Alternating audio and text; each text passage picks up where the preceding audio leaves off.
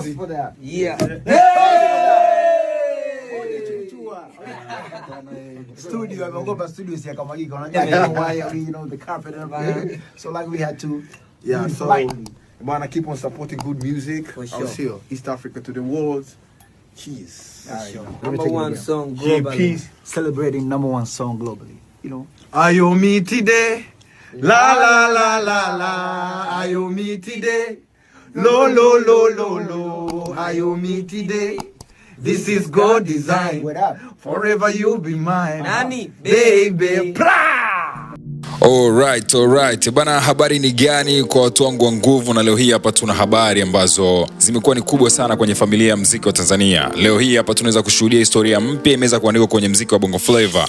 Juma Jux amevunja rekodi na kuandika jina lake kwa herufi kubwa kabisa baada ya wimbo wake mpya God Design aliweza kumshirikisha Final kutokea Nigeria kuweza kushika nafasi ya kwanza kwenye YouTube Nigeria. Hii ni hatua ambayo haijawahi kufikiwa na msanii yoyote wa Tanzania hivi karibuni, na leo tunakuletea story kamili kuhusiana na jinsi ambavyo Jux ameweza kusherehekea ushindi huu mkubwa akiwa studio na mastaa wakubwa kama Diamond Platnumz, Billnass pamoja na producer Estukiz, lakini pia Sanja Kona ameweza kuonekana kwenye video hiyo.